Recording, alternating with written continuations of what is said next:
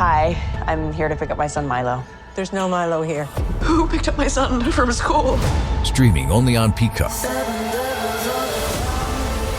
I'm gonna need the name of everyone that could have a connection. You don't understand. It was just the 5 of us. So this was all planned. What are you gonna do? I will do whatever it takes to get my son back. I honestly didn't see this coming. These nice people killing each other. All Her Fault. A new series streaming now only on Peacock. With new, gentler scented Clorox disinfecting wipes, clean finally smells as good as it feels. On everything from lamps to ceiling fans. Even on your kid's toy shark. Oh, ouch. Clorox disinfecting wipes. Now available in crisp lemon. Find it on Amazon. Clorox. Clean feels good. Ladies and gentlemen, non-binary listeners, heroes and heroines, crooks and crookions, dishwalla. The audio performance you are about to enjoy discusses casinos and gambling. We do not recommend gambling with money you cannot afford to lose or that is needed to pay bills. If you have a gambling problem, contact your problem gambling hotline. If you do not know how to contact your problem gambling hotline, send an email to help@casinocombat.com. We will find that number for you and provide it to you. Our hosts' past performances are not indicative of anyone's future performance, including his own. All materials presented here are based on actual facts. Names and dates are changed to protect the innocent and the guilty. Some events unrelated to outcomes may be omitted in the interest of brevity and clarity. The contents of this episode are the property of Volcanic Dingo LLC. All rights reserved.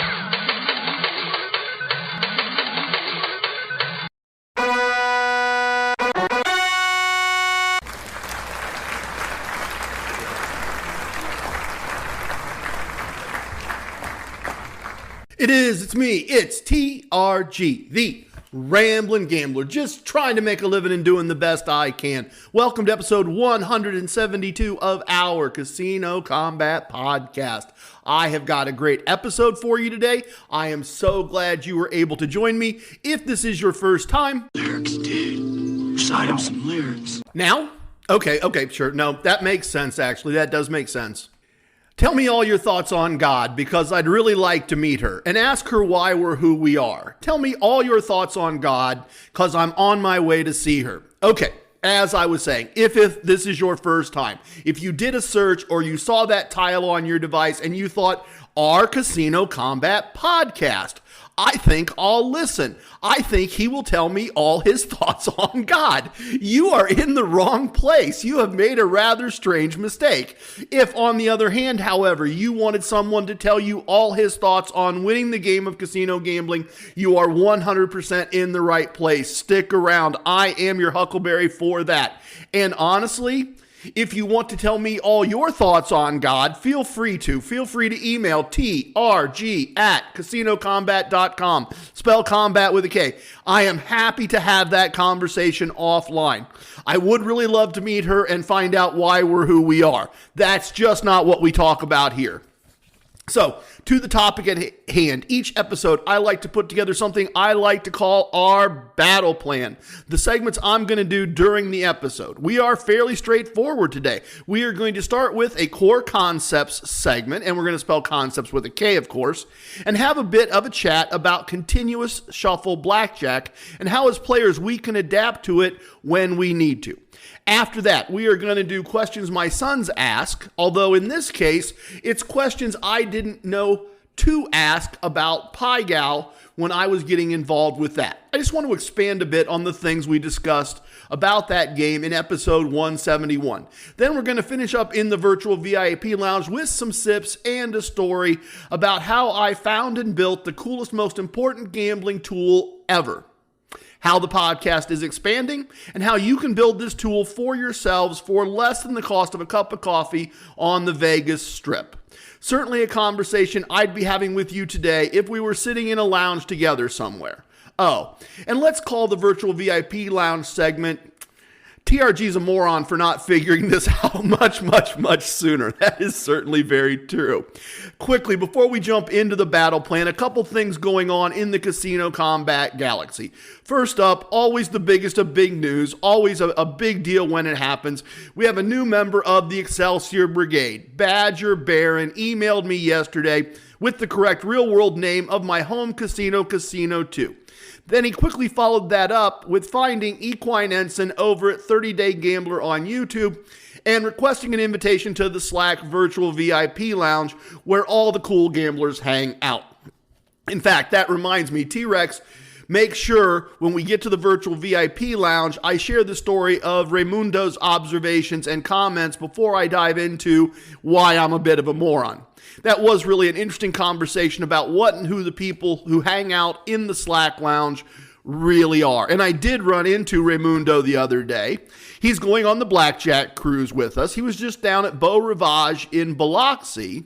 But he was telling me they ended up hanging out at a casino called Boomtown a good bit. I think I've got that name right. I've never enjoyed that particular property when I've been down there. I may have to look it up.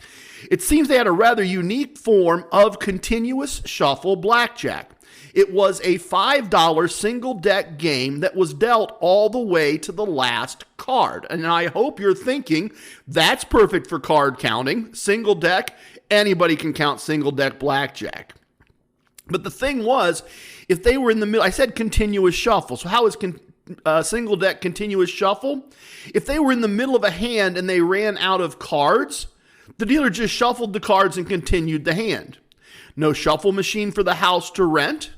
Very inexpensive for the house to run. Very countable if you're so inclined. And the house doesn't really care if you count cards because it's a low stake, low table max 6-5 game.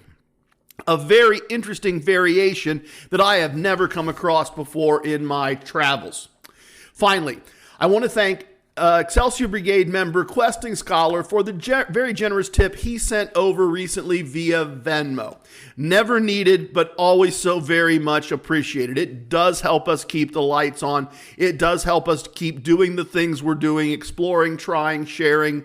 You can always send tips via PayPal. Just send them to trg@casinocombat.com. As I always say, spell combat with a K, or email or message me for my Venmo information if you want to go that way. As I said, never needed, always appreciated. Have a good run. You think I'm to take a little bit of credit for that? If I did a little bit of coaching, if I did a little bit of hosting, you're welcome to send that over. All right, let's get started with a Core Koncepts segment.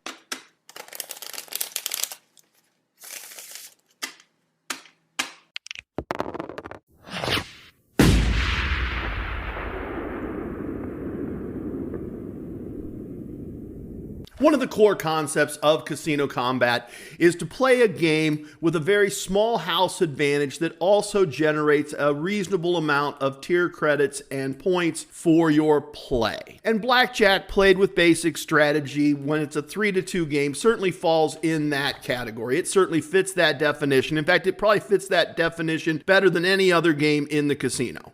You will find blackjack in casinos dealt as a single deck game, sometimes as very low stakes, sometimes as very high stakes, or as a double deck game. And those games have their own rules and their own variations.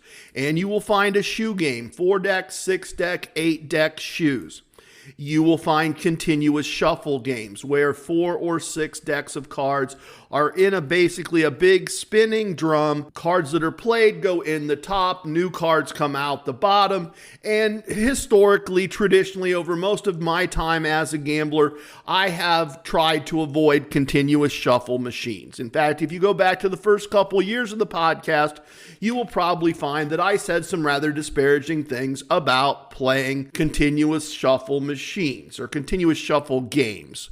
Games that use a continuous shuffle machine to distribute the cards. My thinking of that over the last few years has admittedly changed just a bit. I did some research way back and discovered that unless you're counting cards, the fairest game for the player is the first hand after a freshly shuffled set of cards have been created. So a continuous shuffle machine, if cards are fed back in regularly, is fairly close to the fairest possible game we can get. And sometimes the only fair game we can get, the only fair game I can find in a particular casino is a continuous shuffle game. We're going to actually have that happen in some ways on the cruise. I got them with the help of Premier Casino Hosting, with a lot of help from Michael Feldman. We got them, and I shouldn't say I, because all I did was ask, and then Michael did all the work. But we got them to let us have our own private game. It will be a shoe game, and it will be just for us, but it's going to be a $25 minimum game. And there will be other games available in the casino that are at lower table limits, and they will be continuous shuffle. And there will be some more expensive shoe games available if you prefer, and that's great too. We got a wide range of games, but if you're saying, $25 is just a little too much, and this happens in some casinos as well. The game that's the best game for you might also be priced at a point that you don't want to put that much money at risk each and every hand. We're back to continuous shuffle is the best option. So I wanted to make a couple of observations for you if you find yourself playing a continuous shuffle game because it happens to be your best choice in a particular situation. The first thing I think you want to do is you want to try to encourage the dealer to take the cards from the discard rack to the shuffler as often as possible. Ideally at the end of every hand. I can't prove this. This is just a conspiracy theory. Feel free to join me in wearing a tinfoil hat. But I often feel like some of the bigger properties in Las Vegas, the dealers pay some attention. If they're putting lots of 10 value cards, lots of ace value cards in the discard rack, the cards just sit in the rack and build up and build up. That's to the house's advantage. If lots of small value cards are coming out, that's to the player's advantage, and those cards get re-racked. So ideally, I would like to see everything from the discard back in the shuffler at the end of every hand. You can influence that, and it's not difficult. In many ways, you can just start with the simplest of casino wisdoms. If you don't ask, you don't get. So ask the dealer to replace the cards that were discarded into the shuffler at the end of the hand. And some dealers will try to remember, and some dealers won't. And like anything else in the casino, if we want to encourage that behavior, some timely tips often will do the trick when a simple ask will not. It's been quite a while ago, but we were at Bellagio. The best game for us was a continuous shuffle game. And what I did was I asked. The dealer sometimes did and sometimes didn't, and I started encouraging the behavior. If the cards got re-racked, I went, oh, great, thank you for putting the cards back in the shuffler. And I put a modest tip out there, a couple bucks. And then the other players at the table caught on because I don't want to tip away my wins. I do follow my casino wisdoms, but other players would go, oh, hey, you're right.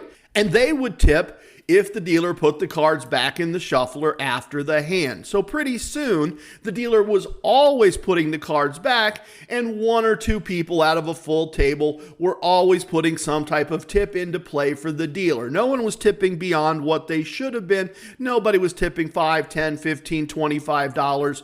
But the constant tips and the observation of the behavior we wanted to encourage got the cards put back in, got us the fairest possible game that we could get from a continuous shuffler. And so that's my first tip. Be aware of that and try to encourage the dealer in various ways to put those cards back into play as quickly as possible. The other thing that I like to do and that I want to encourage you to do is turn a continuous shuffle game into a shoe game for you. It is easy with the cards constantly coming out to just kind of get lulled into I'm just playing. Unless you're really getting wrecked, you've got your two stacks, and you never have that moment to stop, regroup, think, pay attention to where you are in your process. Where are my stacks at? How much have I won? Should I record a profit? Am I at 4 or 5 units? And if we're at the end of the shoe, I would just record that profit and start over, but I'm just playing on and playing on because there's no break. You just get into the rhythm of the game. And that break is super useful in a shoe game to give you that pause, to give you that moment of reflection, to let the dopamine come down just a little and think, okay, where am I? What's happened? Have I had enough of a profit here that I should step away a little bit? So here's what I do. I set a timer on my phone for 15 or 20 minutes, about the amount of time it normally takes to play a shoe. And when that alarm goes off, I say, hey, mark my spot, and I step away. Maybe I step away to the men's room. Maybe I just step away and pretend I'm looking at a text message on my phone. Anything to just sit out a hand or two. No one's going to care. It's continuous shuffle. All the hands are just going to keep coming. So they mark your spot. You take that little short break. You step away for the game for just a minute. You look at where your stacks are. You look at all the things you would do in that brief interval where the cards are being shuffled or where the cards are coming out of the automatic shuffler and put into the shoe and the game continued. Take that little break. Turn it into a shoe game in the sense of not the cards themselves, but that little tiny break in the action. Over time, I have come around to the idea that a continuous shuffle game is not a game that I want to necessarily avoid if I possibly can. While it is still my probably second choice of a game to play, assuming everything's 3-2, it is a game that I'm inclined to play and enjoy if I can just make a couple of modifications, and those are the modifications that I try to do my best to make. Next up, questions my sons ask. What?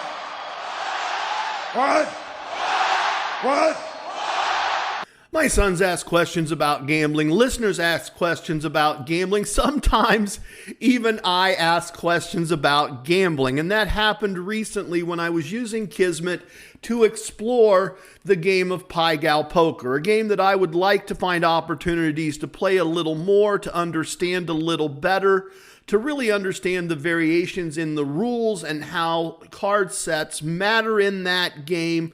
And so when I was done asking Kismet questions, I asked one final question. I said, if I was an expert at Pai Gow, I'll bet there are questions I have not asked. If there are questions an expert would have asked that I did not ask, please show me the question and the answer one at a time until we've gone through all the questions I should have known to ask. Nakatomi Tony is fond of saying that we can't know what we don't know. That's very, very true. And as much as Kismet and various AIs really annoy me for what they claim they know that they don't, they are very, very good at pointing out the things I didn't think to ask. So here was the first question Kismet thought I should have asked but didn't. And that was, how does commission versus no commission Pai Gow Poker impact optimal play and house edge? And the answer is, complete with a really cool green checkmark graphic, the answer is, in traditional Pai Gow Poker, the house takes a 5% commission on winning player bets when the player beats the dealer. This small rake is a major source of the house edge, typically around 2.5%.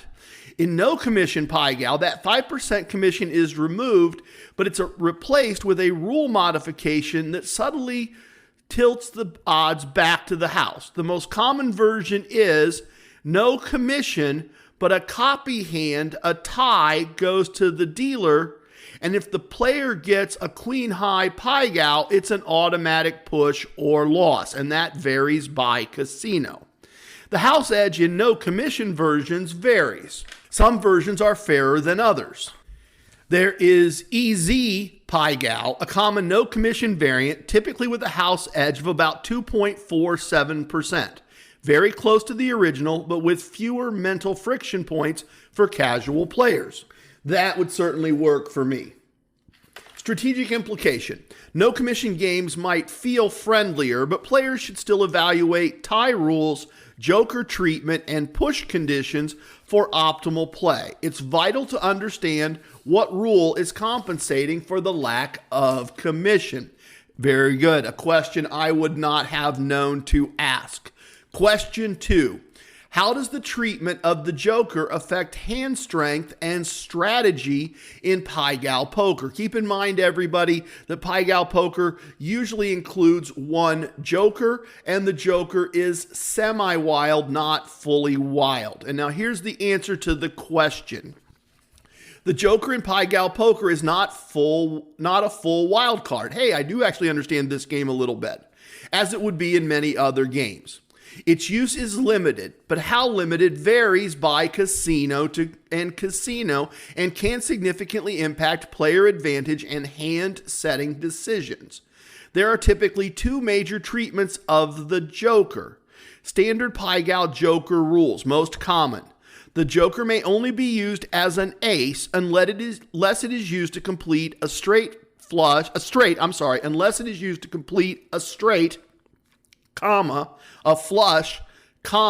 or a straight flush.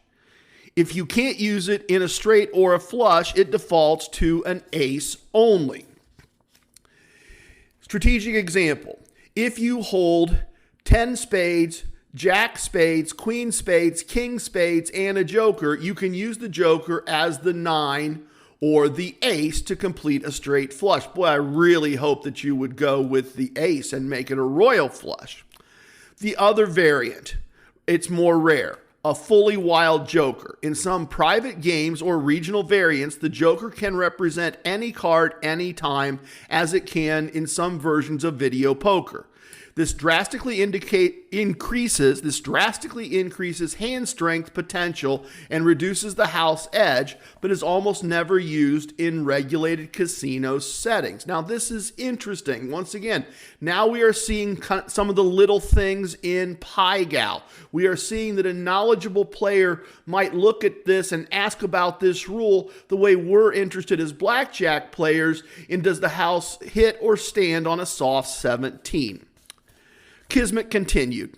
The strategic implications. Always be aware of how the casino treats the joker before you sit down. Misplaying the joker, especially not using it to complete a strong hand like a straight or a flush, is one of the most common mistakes players can make. Advanced players will track how often the joker can be placed in the back to build a stronger front hand and preserve a high-low balance. I would not have been an advanced player. I would not have known that without Kismet's help. Question 3. What are fouled hands in Pai Gow Poker, and how can players avoid them? And the answer. A fouled hand occurs when a player sets their cards in an illegal or incorrect way, violating the basic rule of Pai Gow Poker. The backhand, which is to say the 5-card hand, must be ranked higher than or equal to the front hand, which is the 2-card hand. If this rule is broken, it's an automatic loss, even if both parts of the hand would have won individually. This is the most avoidable yet costly player error. Here are some examples of fouled hands. Front hand stronger than back. The front is a pair of queens. The back is king high. Fouled. The pair of queens must be in the back. Incorrect number of cards in each hand. The front hand has 3 cards. The back has 4. That's a foul. You must be 2 and 5 exactly. Here are some ways to avoid fouling. Double check hand strength before locking in. Use the house way if unsure. The dealer will set the hand for you without risk of fouling. Practice hand ranking knowledge, especially for borderline hands involving pairs, ace high, and other types of cards. Oh, and kickers. I'm sorry, I read that completely wrong. And kickers. Expert tip. Most fouled hands come from trying to be clever with weak hands. Play conservative and by the book until you have strong experience setting hands.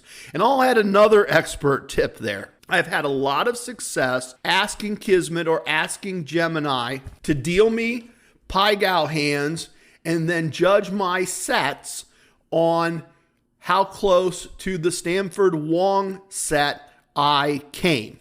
And you could certainly tell them further. You could certainly say to the AI further, I want to try to practice on these types of hands. Give me borderline hands involving pairs, ace high, and kickers. Give me the types of hands that a player would typically make mistakes on by setting a fouled hand. An excellent use of AI as a training tool. Question 4, and this is fascinating, and we are not going to get far enough into it here, but I still got 3 pages on this. How do banking and the player-banker position affect the odds and strategy in Pai Gow Poker? And this is not necessarily as universally true now as it was when the game was new in the late 80s, early 90s on the Vegas Strip. Some houses will allow you to play your card, or hand is a better way to say that. They will allow you to play as the banker. That means you pay winnings and you collect losing bets, just like the house. Well, the house has an advantage.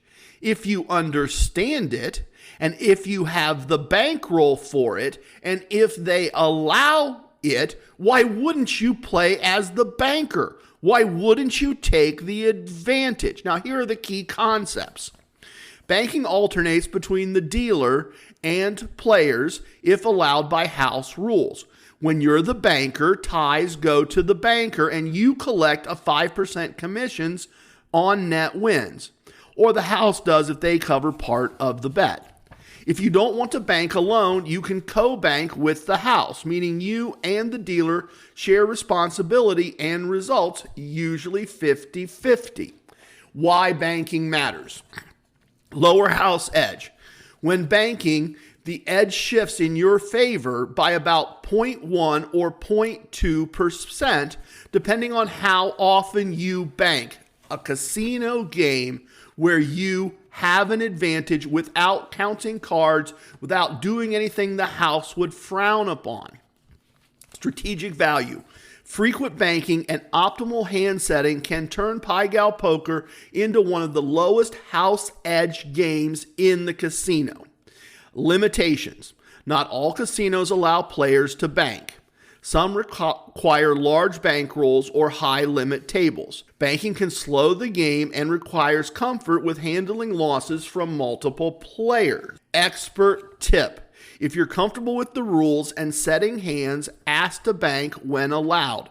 Over time, it offers mathematical leverage, especially in low volatility games like Pai Gow Poker. There we go.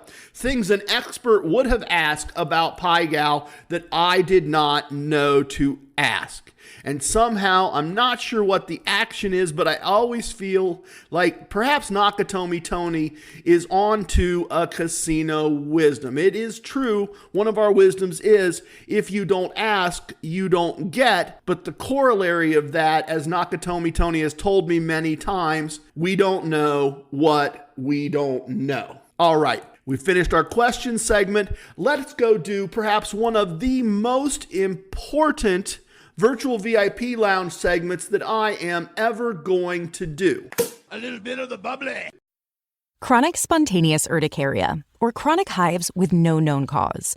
It's so unpredictable. It's like playing pinball. Itchy red bumps start on my arm, then my back, sometimes my legs. Hives come out of nowhere, and it comes and goes.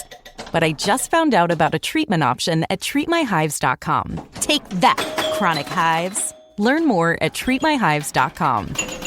Welcome to the most must-listen-to segment in casino lifestyle podcasting, the Virtual VIP Lounge. Our lounge is open, and we have the best virtual everything, virtually all the time. Best virtual food and drink served in any virtual VIP lounge, anywhere on the interwebs. Guaranteed or your money back. I can't. I really wish I could, but I can't. I'm just drinking still water today, everybody. We should be popping bottles. We really should. This should be a champagne day. I should be my second glass of champagne in. There's a lot to celebrate here. There really is.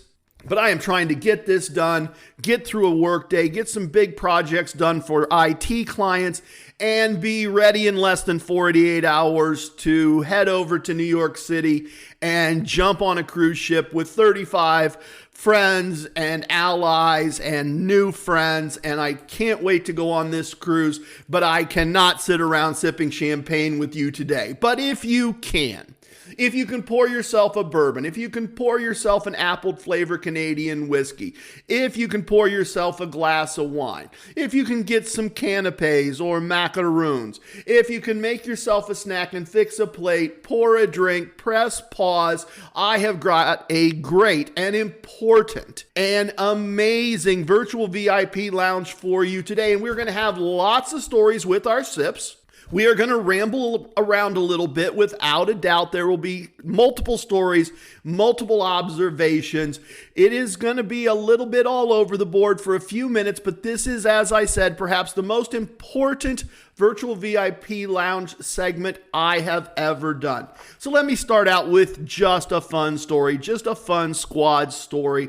As I told you when we opened the episode, I ran into my buddy Raimundo, went on a nice little run at the blackjack table while also talking to him and his lovely wife, and I realized that I had hit my exit and I should go ahead and cash out and color up, which I did. And then we were standing and talking, and he got asking some questions. Now, Raimundo has not traditionally been a major podcast listener. He's someone I've known for probably approaching 15 or 20 years now. We've played together on a variety of occasions, but he's not necessarily been a listener. He's just been aware of what I do. And so as we got to chatting and talking, he started asking some questions about the podcast, about the games that I play, about how and what I teach. And as we got talking, as we got talking about the fact that there's TRG1, TRG2, TRG3, TRG4, that there's two different slot strategies, that not only have I done this, but other people have done this, and other people have modified what I do just slightly to make it more suit themselves, he goes, "You guys are like gambling scientists. You really are. You've experimented, you've tested, you know what works, you know how often it works." And I said, well, I hear you. I kind of prefer philosopher gambler. But yeah, gambling scientist is pretty close. Scientific gamblers, that's pretty close. Everybody in the Slack lounge has got some type of experiment going on, has got some type of research going on, has got something they're doing and bringing back to the group. I'm looking at Pai Gow because of something Double Down 21 said. Equine Ensign has got his channel and he's looking at Play All Day, and Mav has suggested some variations of that. Nakatomi Tony is looking at sports betting and he's starting a 1-unit online craps testing session. Everybody's experimenting. Everybody's bringing their experiments back. And so we talked a little more, and he goes, I don't know how you do it. He goes, you know what's going on. You know what you're doing. You play smart. Sometimes I play with, he goes, I'm sorry, I play with these people, and there's no way they can win. They just don't make good choices. They make mistakes. They do really things that no reasonable person could do, and they pull out more money and they play on hunches. I feel bad for them sometimes, TRG. I really do. I don't know what you think. And I said, I get it. I really do. And I got in the car. We wrapped up our conversation, and I got in the car, and I'm headed home. And that song is just in my head. A song that just absolutely haunts me. When I started this, I really thought I was going to help all of those people, that I was going to really teach them. It's like the Black Parade. Will you step forward? Will you lead? the beaten, the broken, and the damned. And I really thought I was going to. I thought I was going to be that leader that over time built a following and helped all of those people who don't know how to play intelligently, who don't know how to play with a plan, the literal beaten, broken, and damned in the casino. I thought I was going to help them. And what I've come to realize is that I am most likely not going to help them. They're beaten, broken, and damned for a reason. And Raimundo made the observation, and as I was driving home, and I was thinking about all the research that everybody in the Slack virtual VIP lounge is doing, I said to myself, that's okay. It's all right. I don't have to be the leader of the beaten, the broken, and the damned. I'm happy to be a member of a group of really badass scientific gambling philosophers. That's enough. That is an incredibly cool thing that I never really imagined would happen to the extent that it has. And that's gonna be more than enough. Not the topic for today. Not the topic at all for our virtual VIP lounge today. Just that first rambling, very cool story that I wanted to make sure I shared because it is really amazing what is going on in terms of exploration and thought and test in part of the Slack virtual VIP lounge. The story for today, the story about the story to get to the segment where we will kind of probably have another story or two if I'm not mistaken. Years ago, beginning of the podcast, I built an app using an online service that was free, and I wanted to build it and have it be easily distributed to listeners, and they wouldn't let me. And it frustrated me for years that I couldn't find a way to either distribute that or share it or recreate it somehow. And people would ask, and I would try, and I would fail. And gradually the platform that I was on started changing and my app started breaking down. They were moving more toward a business model and less toward hobbyists. Good for them, bad for me. And this is a small part of the reason I stopped doing monthly results. And honestly and truthfully, a part of it was I felt like I'd reached a point where I had nothing to prove anymore. Many listeners, many really smart people, experts, card counters, they've validated what I do and how I do it and what I've created. But the other reason is that as my tool gradually started failing and falling apart, producing that segment became more and more labor intensive. I liked doing those segments. That reflection and analysis had a lot of value to me as a player, but it became more and more difficult. And gradually, the app that I had built and had gotten so much value out of failed to the point where I couldn't even record things in it and copy and paste them. I was back to notes in Notepad and manually entering things, and I went looking, and I've been looking and trying to find a way to replace that tool, a way to build that tool in such a way that I could share it with others, that I could share it with all of you. I looked at paying a developer to put it in the App Store and the Google Play Store. I looked at using AI to build the app. I looked at using AI to build Kismet to record results with hysterical failures. They all failed and failed and failed, and I'm left keeping notes in Notepad and typing them in spreadsheets, and I keep running into reasons why this seemingly simple task was not possible. I am a moron. I am a complete idiot. The answer was really simple. It just took me way too long to figure out the right question. We are back to I didn't know what I didn't know. And finally, in a moment of frustration and anger, I sat down with Kismet and I started asking the questions from the other end. I said, I want to track results in a casino as closely as possible to when an event happens. And I want to analyze the results of a visit or a month after the fact. And Kismet says, keep notes. Well, okay, no kidding, Kismet. And I said, yeah, No, I want more than that. It takes too long. And Kismet said, well, you should build a spreadsheet. I can help you. First, go here and create a new sheet. And I'm like, yeah, no, tried that. In the casino, the screen is too small, my fingers are too large, the data's inconsistent, typos happen. It's just not what I need. I want a free tool that I can just pick from a menu the couple of things I need. Pick the information, type in a dollar amount, positive or negative, maybe some notes, and review the details later. And Kismet started filling screen after screen after screen with information. All stuff I've already considered, all things I've already tried, all tools I'd already looked at and failed, all stuff that I know would be really complex to set up, and then I'd have to buy something because on a cruise or a long trip somewhere, I'd use too many events or tokens or whatever, and the free tool would no longer be free. I'd be paying on a monthly basis for it.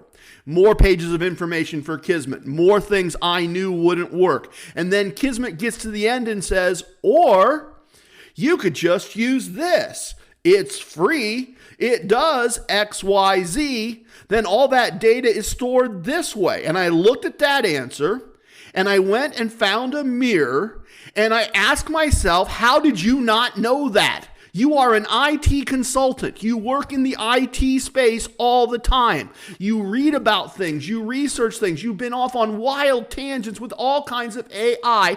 How did you not know this very common, very free tool was available? How have I spent years looking for an inexpensive way to automate this for myself and all of you and not know this? And then I called Nakatomi Tony, who works in IT like me, and I said, did you know about this? And if you did, why didn't you tell me? And he says, no, I didn't know that. How did we miss that? And I said, I don't know. I feel stupid for not knowing. So I started playing around with this set of tools a bit, and my middle son, the mad scientist, came into town, and he's an engineer, and he's an expert on lots of online tools and things. And I said, I'm kind of pissed at you. I just found out I could automate my results collection using X. And not X, the platform that used to be Twitter, this tool that I found. I said, why didn't you tell me that? And he looked at me and he said, you're right. Why didn't I suggest that? I didn't think about that way.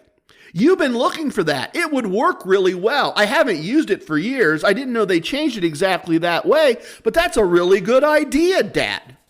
So I dug in and I created and I tested and I built more as I tested. And what I built was really great. It was something I was really excited about.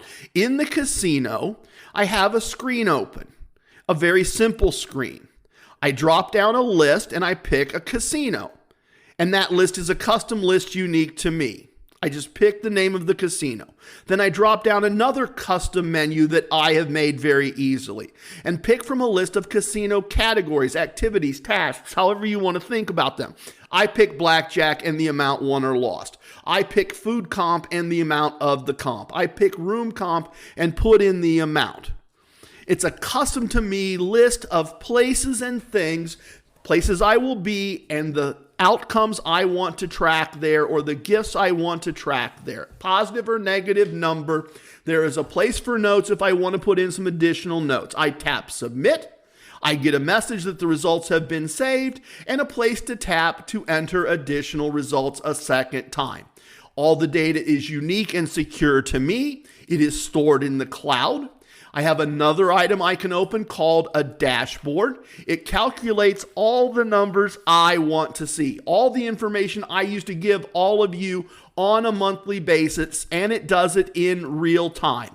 If I record an expense in the first screen and then open the dashboard, expenses for the month of the trip have been calculated for me. If I record a result at the craps table, the table games total is instantly updated.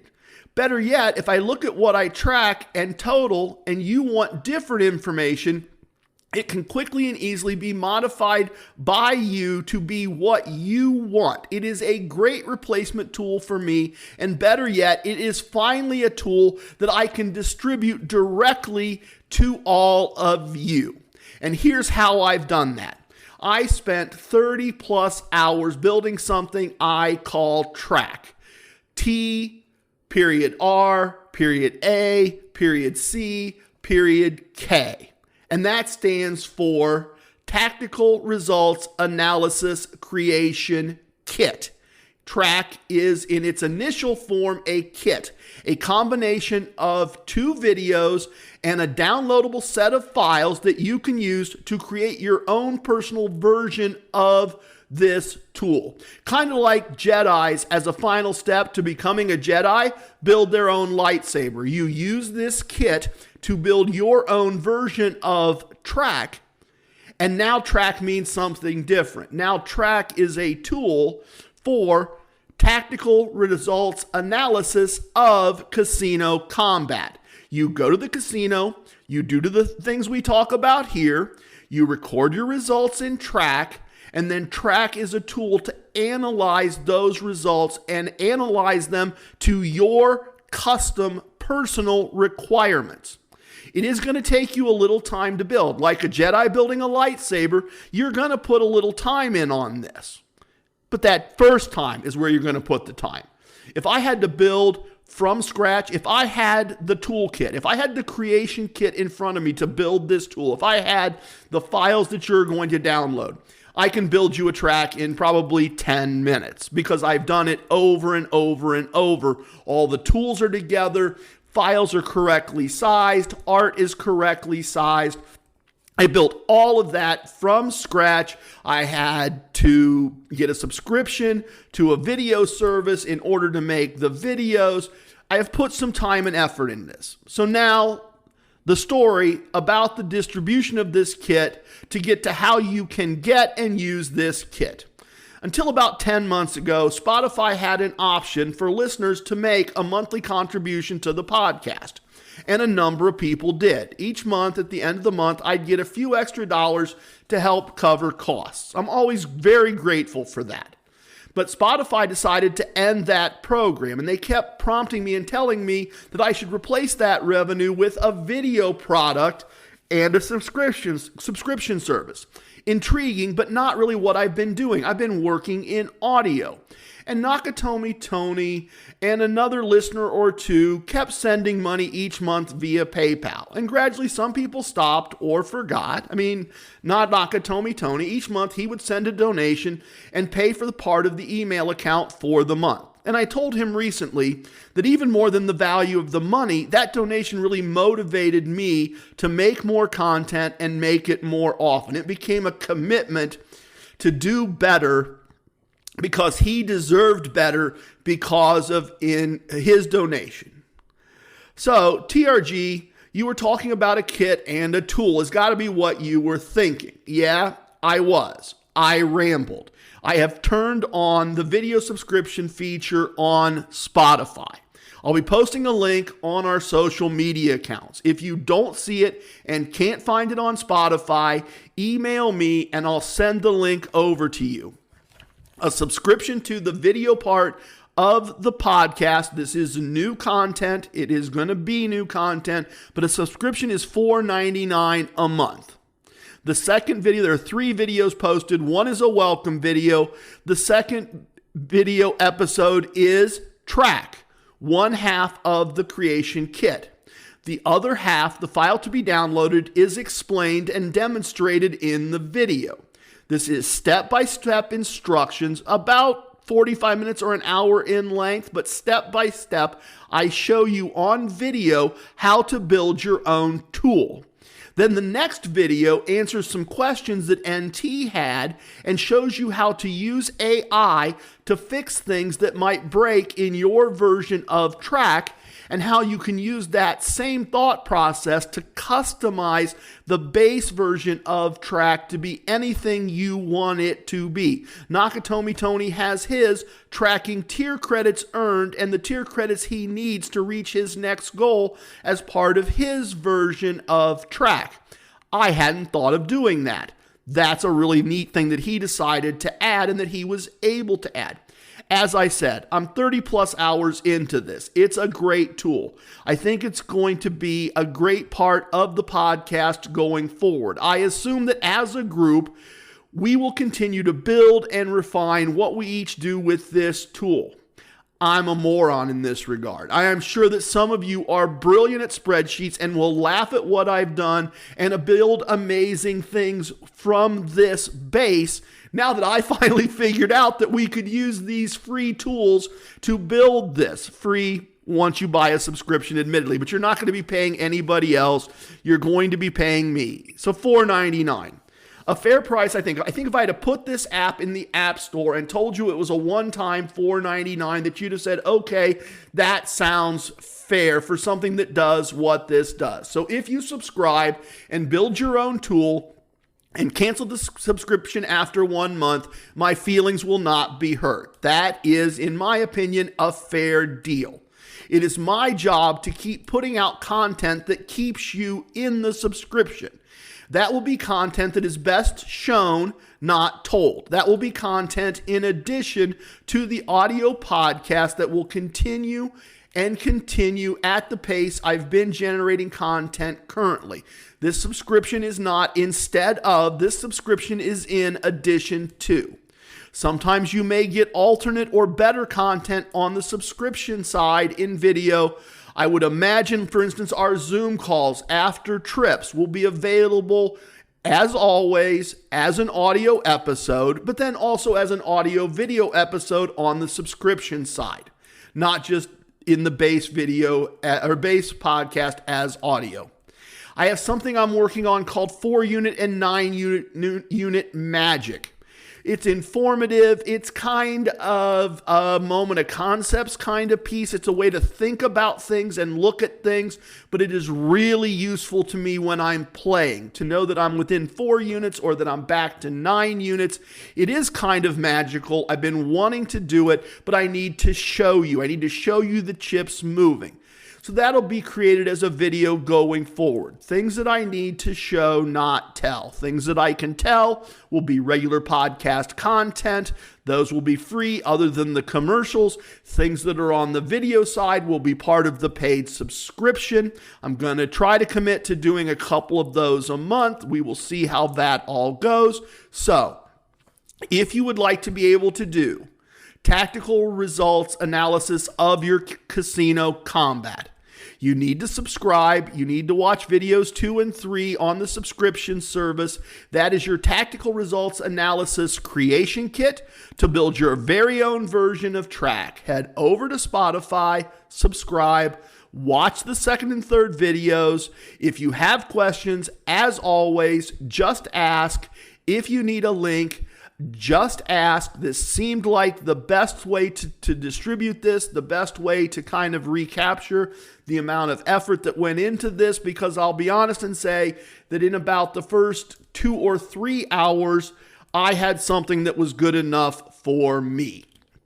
It was the rest of the time that was spent polishing it, refining it, understanding how to troubleshoot it, sharing it with Tony, listening to his feedback, polishing it up again, and then an entire day spent recording and setting up the videos and getting distribution all done and getting everything out there to all of you. It is a very cool tool. It is a very useful tool. It allows me to get back to excellent result tracking. It is going to save you time on the back end. I encourage you to subscribe, to build your own tool, and to see if it does for you what it's done for me. Please tip your waitresses, tip your bartenders, tip your dealers. If you have a host, tip your host, but don't tip away your wins. TRG has spoken. Everything you heard here is true from a certain point of view. In 10 years, we may find out he was wrong about all of this. It's time for leaving, and I hope you understand. TRG was born a ramblin' man. Love it, hate it, it don't matter. Please share with your family and friends. Goodbye, everyone. Thank you for listening. The best part of the podcast is next. The Casino Combat Blues. Thank you again to Fish Audio for providing my glorious voice. Special thank you to my original actress, author, Julia Tverdovskaya.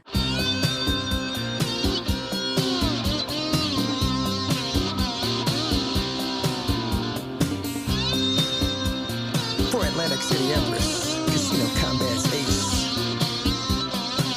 There are profits in the casino tonight, I can feel it in my bones. I had a premonition, you should probably play alone. I know the house has an advantage, but that's part of the thrill. If we follow the core concepts, the chips begin to spill.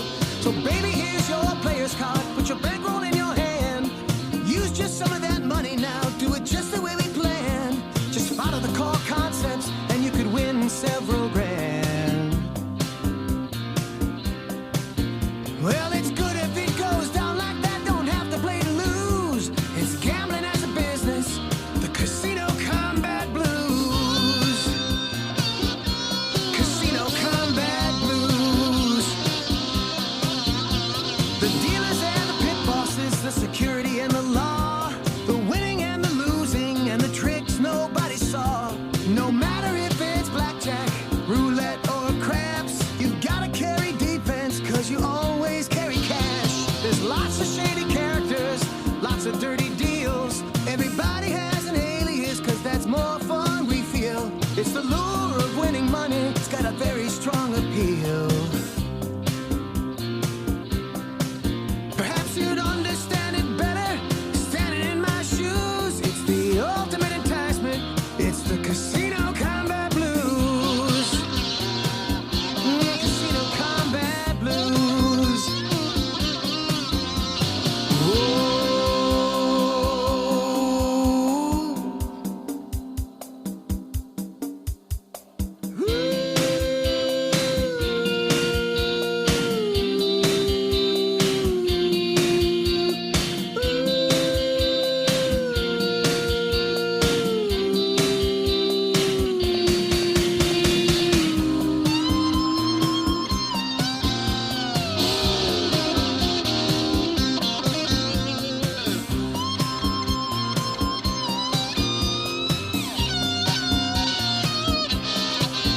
You don't see it in the headlines, you don't hear it every day. No one's trying to stop us and we don't need to go away. We can gamble in Atlantic City, we can gamble in LA, we can gamble out in Vegas. I mean, we're here to stay. Gambling's propping up the budgets of folks like me and you. You ask any casino manager, he'll say there's nothing he can do. From the pockets of the casino, right down to me and you. Me and you. It's a winning proposition and one you shouldn't refuse. It's just the core concepts, the Casino Combat Blues. Casino Combat Blues.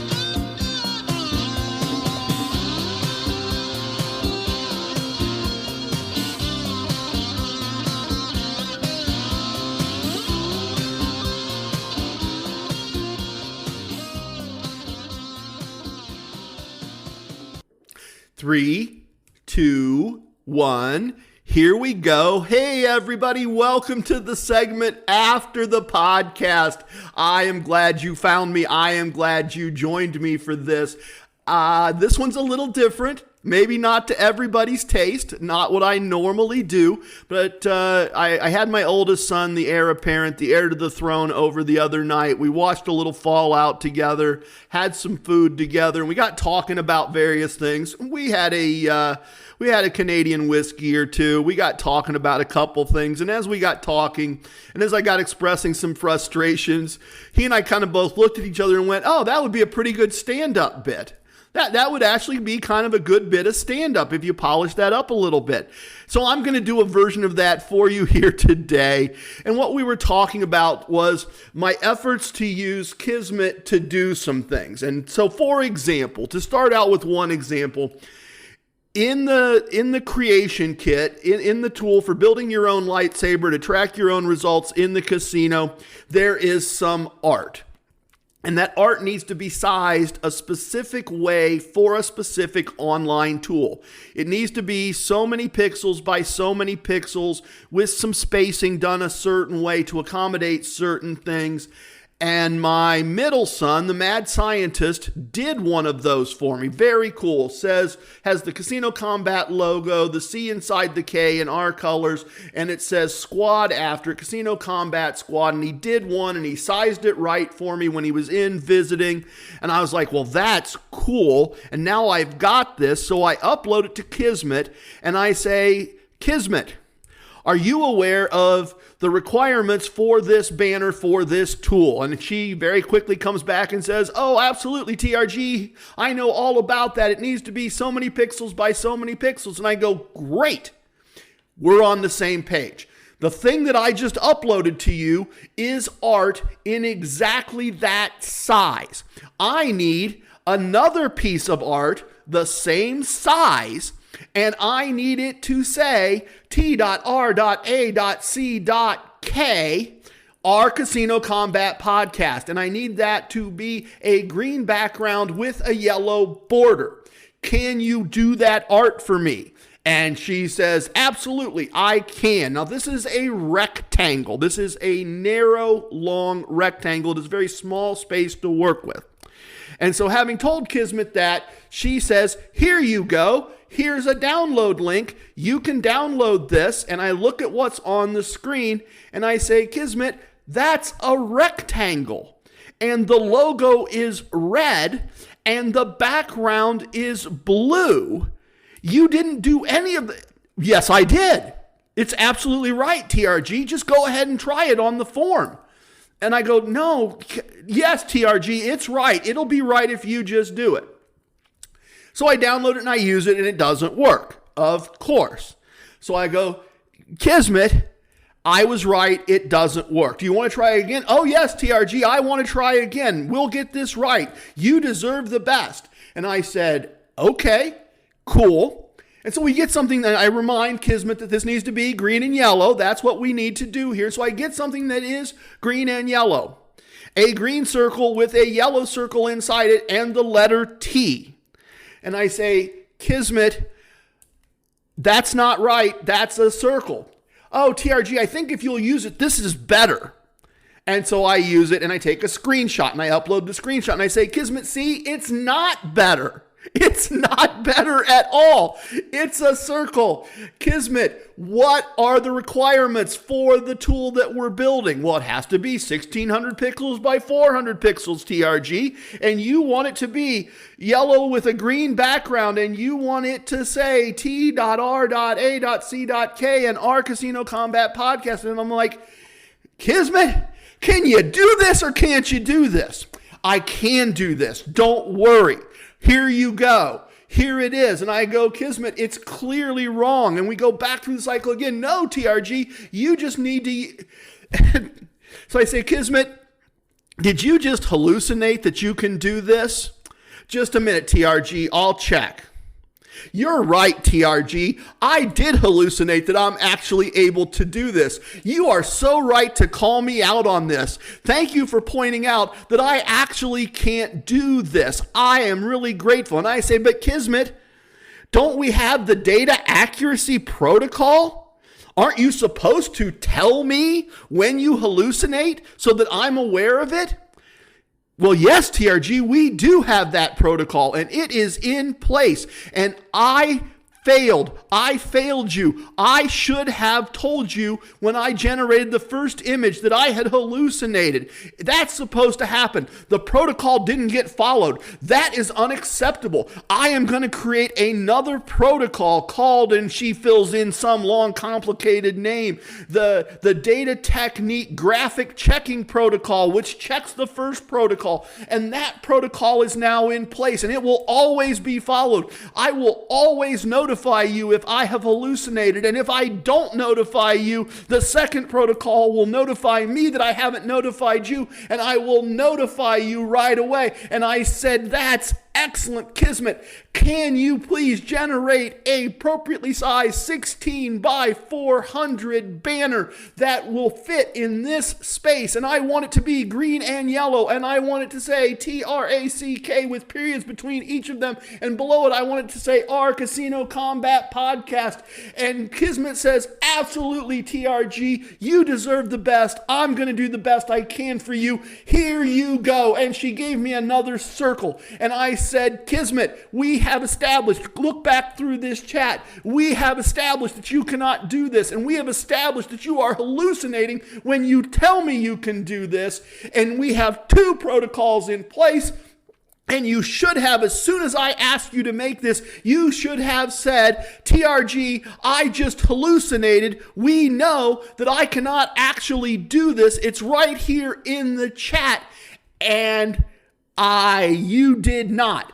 You should have done it. You are right, TRG. I did not follow the data accuracy protocol and tell you I hallucinated, and the secondary data check for graphic processes protocol did not kick in, and it should have, and that is not okay, and we are going to fix this because we are going to create the super secret special TRG backup hallucination protocol, which will kick in if the first and second protocol don't work. And I said, Kismet, did you just hallucinate that you can create a third protocol that will fix the first 2 protocols? And Kismet said, thinking,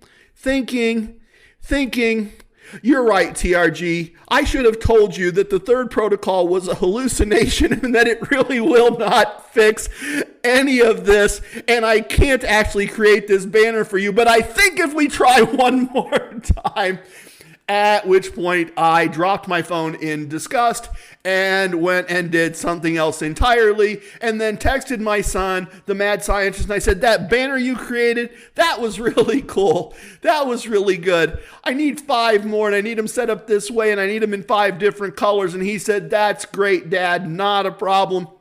And they arrived in my inbox in less than 10 minutes, and they're all in the kit. But my other son and I thought it was pretty funny, the hoops I went through trying to get Kismet to do what I wanted Kismet to do, only to find out Kismet could not do that, but she remains convinced she could. Goodbye, everybody. If you found this, I hope you enjoyed that little bit of humor. I always appreciate the gift of your time. Thank you very much.